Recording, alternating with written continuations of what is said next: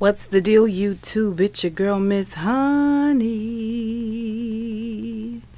Hey, you guys, it's Woosah Wednesday. I'm so excited about Underground. First of all, let me just say, everyone that watched my Underground review and gave me comments down below about it, you guys, that means so much to me because I love the show, but more than anything, I love the interaction about the show. Like all that commentary and insight and different perspectives really just, they just open the show up so much more, and I really appreciate you guys taking the time to do that, okay?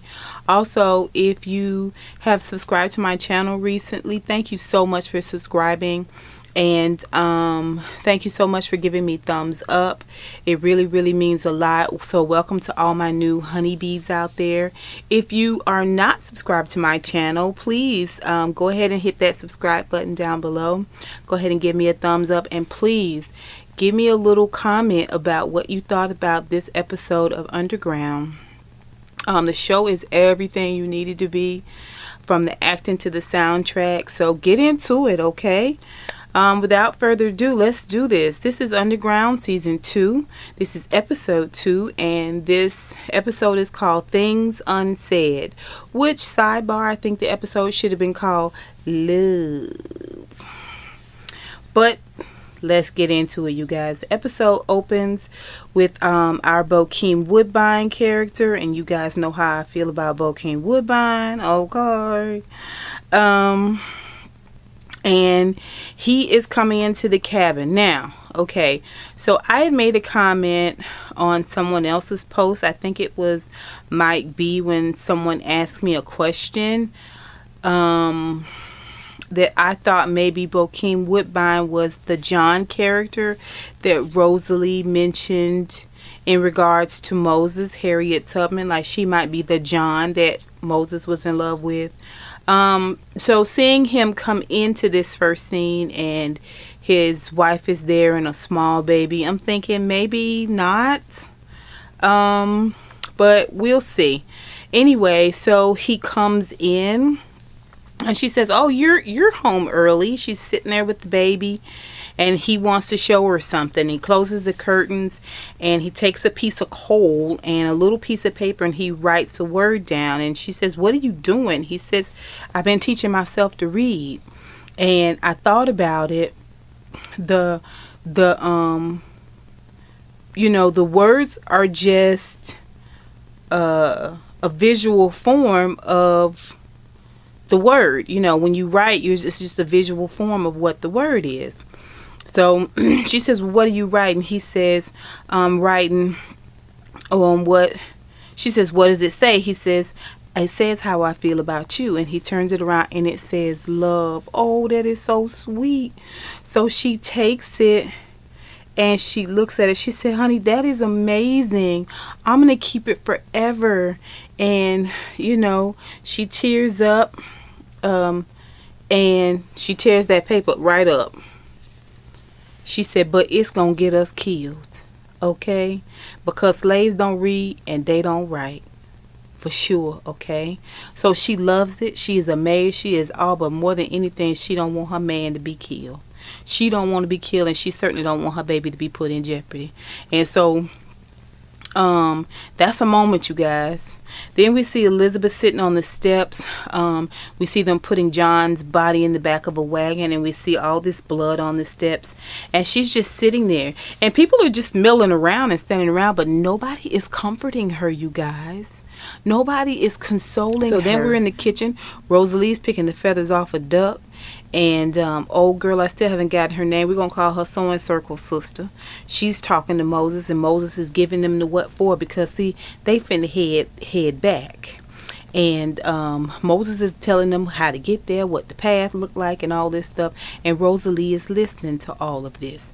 Then we see Moses go out. Now, we know nowadays what it's called, but then in those times they called it a spell. We know now that it's a seizure, a form of seizure that Moses had. So while she talking, she just and so they just put her head down and let her rest. And so the sewing circle sister said she had heard about these spells and these spells that she has, and she thinks it just adds to her mystique. You see what I'm saying? And that's how the black woman is. We got a mystique about us. You know what I'm saying? That's what people think about us. We got a mystique about us. Okay? All right? Where they say when she go out into these little spells, then she have visions. Okay? So they put her head down and continue to talk. All right? So then when Moses comes to, she says that she's seen something, you know, and she tells Rosalie. Moses says the plan has changed. Then we see Rosalie and Moses talking, and Rosalie, you know, she comes into the room where Rosalie is, and honestly, you guys, Rosalie is shook.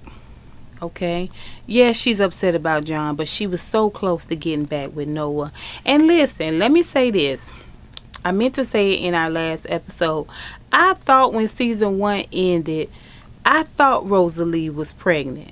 I guess I was wrong. And people keep talking about how Rosalie, you know, Journey Smollett is pregnant in real life during this taping. And I'm like, okay, maybe I was confusing her being pregnant and Journey Smollett, the actress, being pregnant and not Rosalie. But I thought I remember Rosalie at the very last episode being pregnant of Underground. But anyway, so she comes in. Rosalie is upset, and Moses it has a moment of kindness. Okay, before she was kind of hard on Rosalie about Noah, but she says, she tells Rosalie, she says, you didn't get your man, and you got doubts.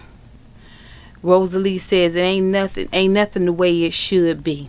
Okay, John dead, Noah's gone.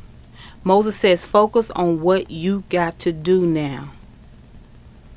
What is the plan? Okay, this is what Moses is good at. She tells her, trust your instinct.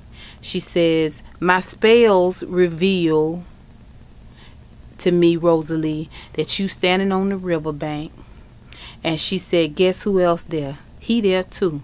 Now, I don't know if she means Jesus or Noah. Okay, but he there too. She says, the riverboat is coming, and all you need to think about is everything you have accomplished up until now. And the turkey that she was plucking, or the duck, they done stuffed all them feathers down in her coat, and those feathers supposed to protect her from the buckshots. Now I don't know if Moses is saying that she's gonna get shot, or this is something that she does routinely when she's, you know, helping the slaves, is sort of put on some type of bulletproof barrier. And she's not going to be able to take the group. It is up to Rosalie now to take the group. So then we see Rosalie running with 3 men.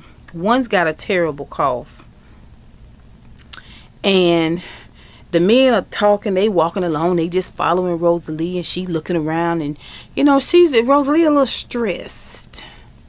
And they saying, have you heard about this freedom place? And yickety, and she just talking and keeping them calm, much like a mom would do with a child if they were in dire situation, but she didn't want the child to panic, okay? And so they say they think she lost. We are not lost.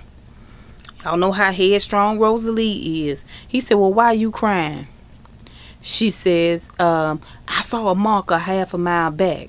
Well, of course they saying, you don't know where we gonna miss the riverboat. You don't know where we going. It's so typical. It's so typical.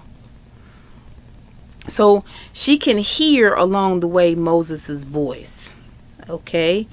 And Moses is telling her 5 notches on the tree. So she see the 5 notches on the tree, and she knows she right there at where she needs to be. She looks over and she uncovers, there's a horse there, there's a wagon there, and they make their way on the rest of the journey. Well, she gets to the door of where they're supposed to be going, because they stopping all along the way to get food, to get water, so on and so forth. She gets on the door. The woman opens the door. Instead of her opening the door and welcoming them in, she just swings the door up and looks out, and she tells them, she say, who are you? She said, I'm a friend of a friend. And the lady pulls out 3 cards and sticks them out the door, 3 separate cards. And Rosalie tells her who the people are. And the woman said, I was expecting Moses. And she says, well, plans change, but the cargo ain't changed, and they thirsty. I'm gonna take them out round back.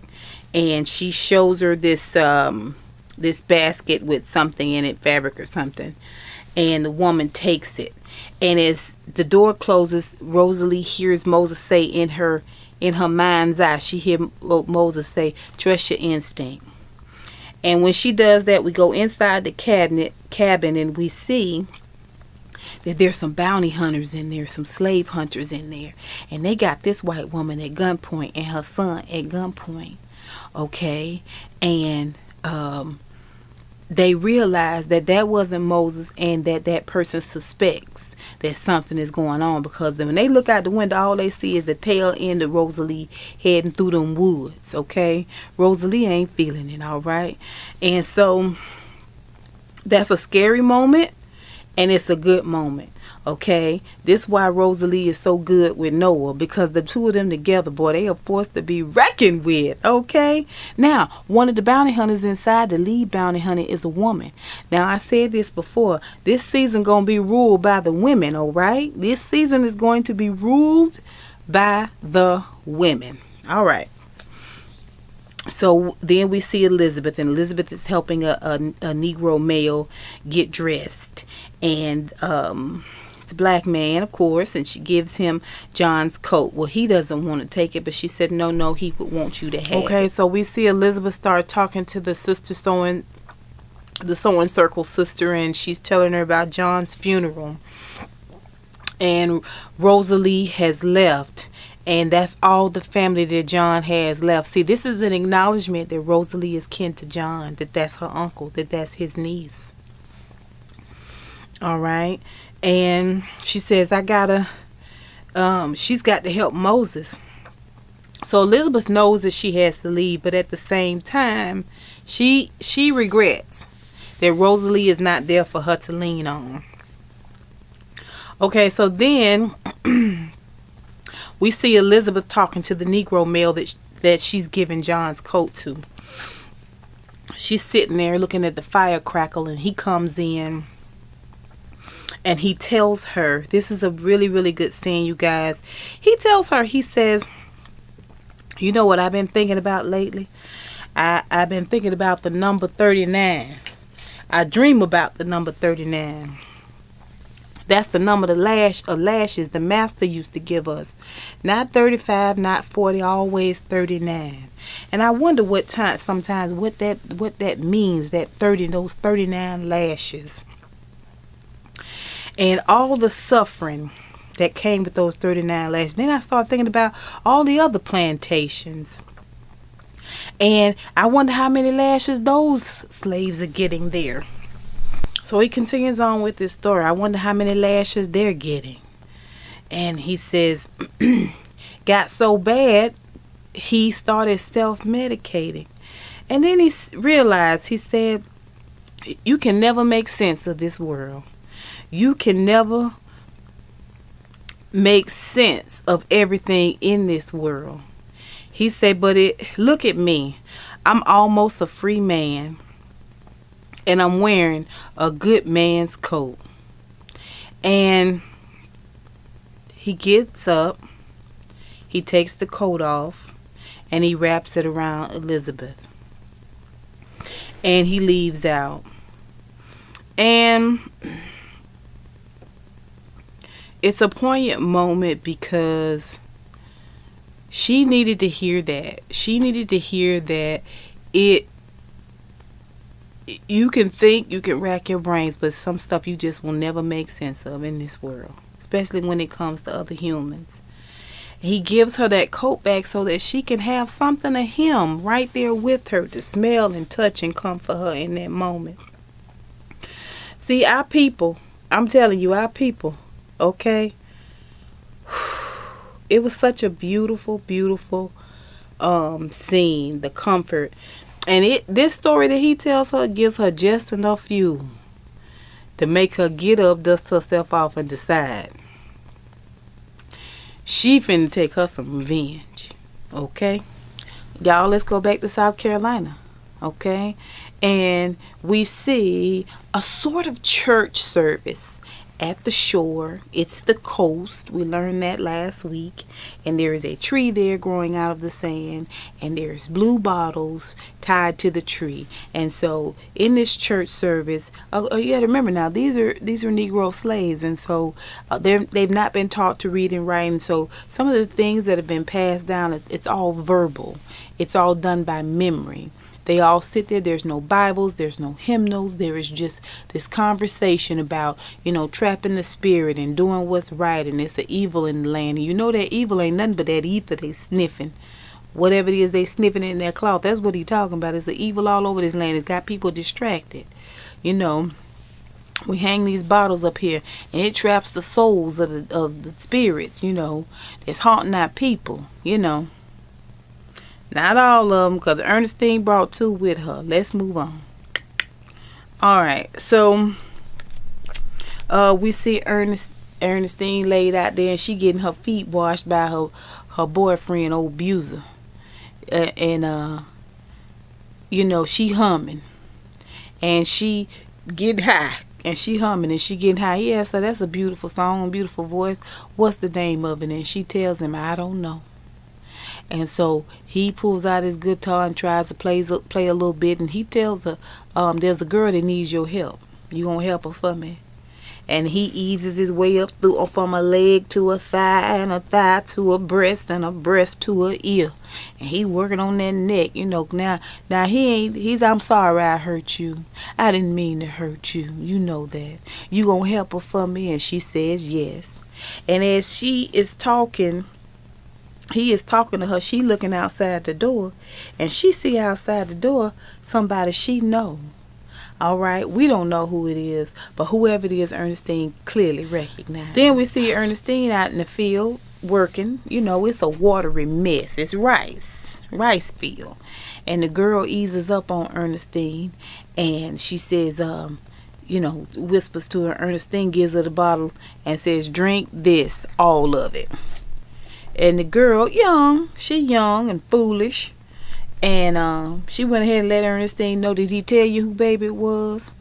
And you know who baby it is? And Ernestine shook her head. Yeah, now Ernestine never stopped working, okay? She never stopped working, all right? She ain't got time to be mad. She can't afford to be mad. She cannot afford to go off on this girl come out of a bag on this girl. She can't afford to do any of that because she a slave. She a Negro slave, so she can't do none of that. She just got to keep working and keep moving and hope they don't call her. Before she and the girl part, she tells the girl tells her she ain't got no place for a child. Asked Ernestine that Ernestine had children, and Ernestine said yeah. She said, how you feel about your children? Ernestine stopped what she was doing, and she said it was the best thing that ever happened to me. Well, the girl run off and leave the bottle. Okay, she not gonna take it. Okay, she got second thoughts. So what do we see next? We see Ernestine and the other Negro ladies walking with rice bowls on their heads, and they talking and chit-chatting. And she looks over and sees a raspberry, and she goes over and kneels down and pulls some of the leaves and pulls some of the berries off, and she hears, you always did taste sweet with those berries on your lips. And it's the man she looked outside the cabin and saw.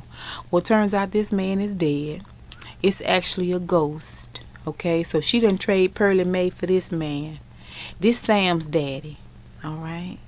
And what happened was they was good lovers, good friends and lovers. And when he was killed, she went to work in the house, the big house. okay, to try to give Sam a better life. And the man, the ghost points out, the spirit points out to her that her heart has been hardened. She's killed. She's manipulated. She's done everything she can to protect those children. All right.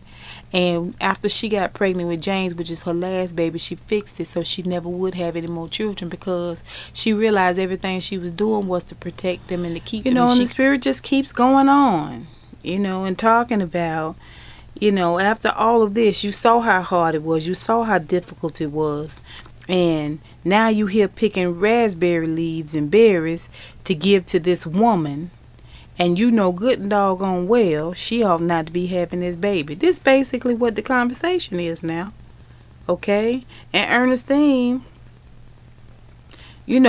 realizes what she must do. Anyway, we see that it is now storming. A major, major storm. Of course, flooding. And it's crash, boom, boom, crash, and we hear screaming, and we hear pleading and begging, and we see that Ernestine has obviously told her abuser boyfriend that this girl who's pregnant with this baby did not take the potion, and Ernestine is weaving a basket. And when I tell you she never looked up, she never looked the girl's way at all. And he asked where the potion was. Ernestine pointed it out. He takes the potion, forces that girl to open her mouth, and pours that portion down her throat, closes it, and forces her to swallow it. And when he is sure she has swallowed it, he leaves her in a heap on that cabin floor, crying, a mess, upset, broken, fractured. Ernestine kept weaving that basket. She never did look up. Okay? It's a sad, sad state of affairs, you guys. I feel bad for who Ernestine has become, but I feel that much more enraged at the people that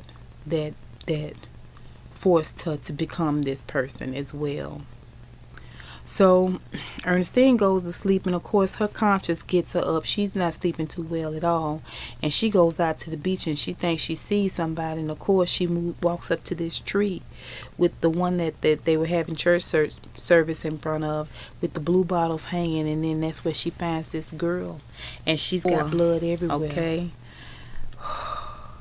And Noah's in the back of a cabin, the back of a wagon, and he's got a bag over his head, all right? But we know Noah. He's feeling around in there, feeling around. Well, he stuck this little pin that he has been holding and shaping since he was inside the prison. And he grabs it out of the cotton of the seat and holds it. And so when they stop to let him go potty, he walks out into the woods. He's got the bag over his head. He tells the man he can't see with the bag over his head. The man speaks, and when he speaks, we know that he is Irish, I think. The white guy is Irish. Tells Noah to go shite, over there. That's the Irish term. So, Noah goes over, and as he goes over to the tree to urinate, he notices the side of the tree that the moss is growing on. He looks up into the sky, and he sees the sun out, and the brightness of the sun gives him some more information. He goes on back to the truck, and when he gets back to he goes back to the wagon, and when he gets back to the wagon, he's noticing everything. He sees the men's faces. He knows who they are. They're upset about the fact that he can see who they are. It's 3 of the gentlemen, and then he looks up underneath the wagon, and he sees how the wagon is set up, how it's hitched together, underneath there, and gets on back in. He gets to working on the bottom of the wagon, because if he can get through there, he can break the wagon and possibly escape. He's bloodied his hands. He can't get it done. He can't get through there, even though his hands is bloody. Now, he shows us that he's got a little ring that he has formed, and he's weaved it together beautifully. You know, our people are, like I said in our last episode, are master craftsmen, okay? And so his hands are bloody, but he is not at all deterred. He reaches down in the cotton, and with that bloody hand, although he knows it's going to be hurt that much more, he breaks a piece of wood loose inside the seat, and then he goes and he digs the floorboard up of the wagon, and he works as hard as he can to damage the wagon. And then he takes that cloth he had over his head, and he wraps it around and makes sort of a rope, and he ties his hands and everything and real tight, and makes his body stiff, and gets up alongside the bench. And when that doggone wagon crashes, what do we see then? We see Noah getting it through a field, baby. He is getting it. He is running. He is going. But see, he tied. So they catch up to him, and when they catch up to him, they give him a couple of boots. They boot him up real good.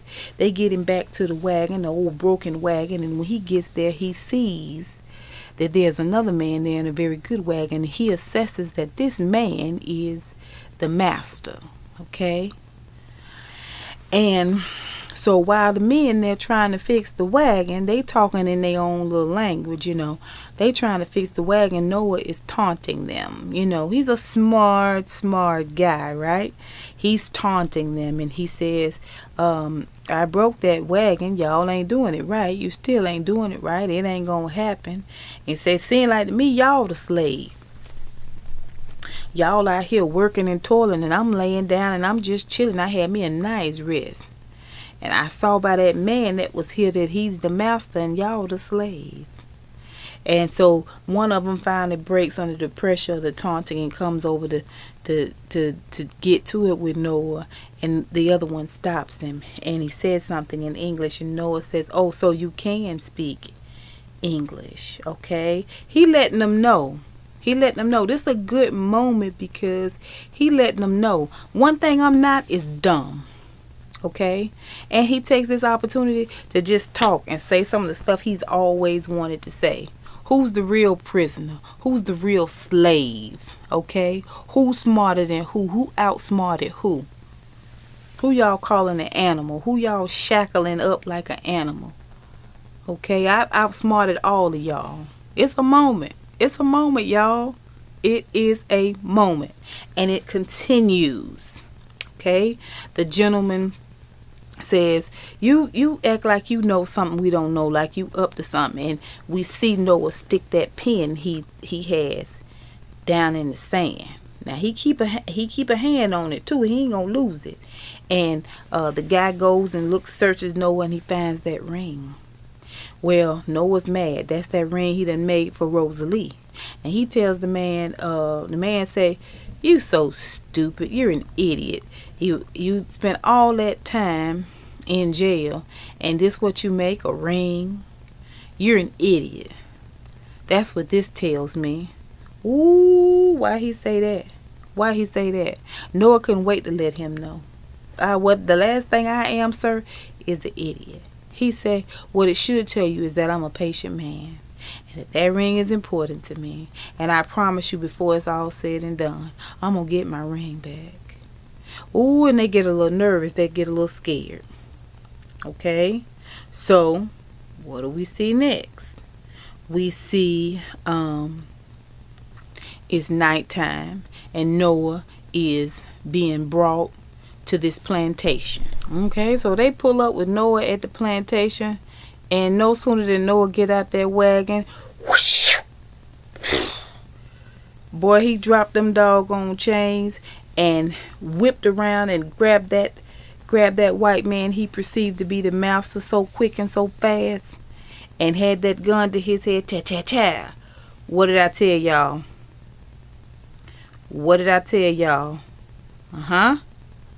Give me that ring. So they take the ring, give it back to Noah. Noah take the ring, and he tell him, he said, listen, this is what we gonna do. If you don't get it done, I'm gonna kill your master. All right. And we hear somebody laugh, and then we look over, and the person is laughing, say, he ain't the master. And we see the person, in this old burnt faced Cato. Cato say, he ain't the master, I am. What? What's going on? What's going on, y'all? What is but it's going okay. On? It's now okay. It's all right. So then we see Rosalie in the bushes, and she's looking, and she's watching the house. Okay. And the men are behind her. One is coughing, and the other two are complaining. Now, they don't have a plan.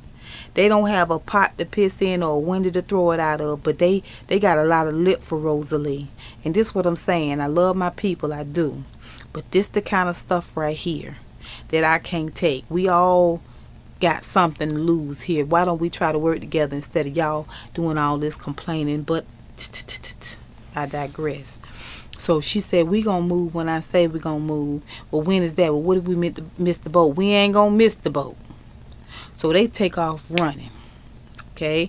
When they take off running, they can hear slightly in the distance, Rosalie, shh. And she hear, shh. What is that? She hear them dogs, baby. She say, let's go. So they getting it. One of them fall. And boy, when I tell you she prayed him through that thing. She said, look at here, there's a beast inside of you, and you best to call him forth. Okay, and run like you have never run before. There's a fighter inside of you, and you better wake him up now. And he's got to fight for everything like he never fought before. Baby, and she gets that adrenaline or whatever that was they called it at that time, and takes it, and wham. And she said, now run. Boy, when I tell you he got it, reminded me of Logan. If y'all seen that movie, it's a good movie. But anyway, he got it. So she done got everybody, together. These three men. So next we see Rosalie standing on that pier, and she just standing there, and she looking out. Okay, and the next moment we see her get shot. Poof! She falls in the water. Then we see this white woman, this slave catcher. Okay, and she's putting this gun back up. Now, she done shot Rosalie. Okay. And she said, now, go retrieve my black rose. Okay. They don't know Rosalie's whole name. They just know her nickname. Harriet Tubman's nickname is Moses. But they know Harriet Tubman's name. They don't know Rosalie's name. They call Rosalie Black Rose. Okay, go retrieve my black rose. And then we see Rosalie come up clean on the other side. All right. Then we see Rosalie undressed, and she's trying to sort of tend to these wounds that she's acquired during this buckshot. Now, she ain't dead. She ain't too hurt either, because thank the Lord for those feathers. But at the same time, we see she holding something, and we look down, and Rosalie is holding her belly, y'all. Rosalie is pregnant. She ain't just pregnant. Rosalie is good and pregnant. Okay. And so this is how the episode ends. This was another really, really good episode. We learned a lot about each one of these characters, and we learn now for sure that this season, at least the first half of it anyway, is all about the women, how strong they are, how cunning they are, how resilient they are, how brilliant they are. Okay, they are intelligent and empathic. They are healers and developers and motivators. Okay, they doctors, they nurses, psychologists. I mean, these women are incredible. Even the ones that ain't no good, okay, are brilliant in their own right. All right.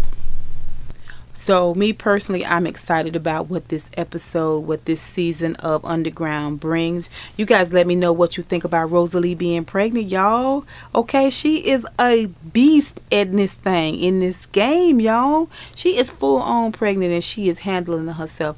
What do you guys think about this female slave catcher? Okay, what do you guys think about Ernestine? Y'all think Ernestine gonna be able to rally herself?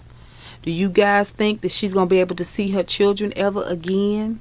Will Ernestine know any happiness? What do y'all think? Let me know. What y'all think about Noah, okay? What y'all think about Noah slaying for the brothers, baby? Now, he did get knocked out at the end there. But I promise you, if anybody can handle Kato, it's Noah, y'all. Trust and believe. Okay, so I'm excited about next week. I wish we could have a couple of back-to-back episodes, like a Wednesday and a Thursday night episode. Thank you so much for watching. Please remember to rate and to comment. And, of course, don't forget to subscribe to all my new subscribers. Thank you so much. Until next time, you guys. I'll holla.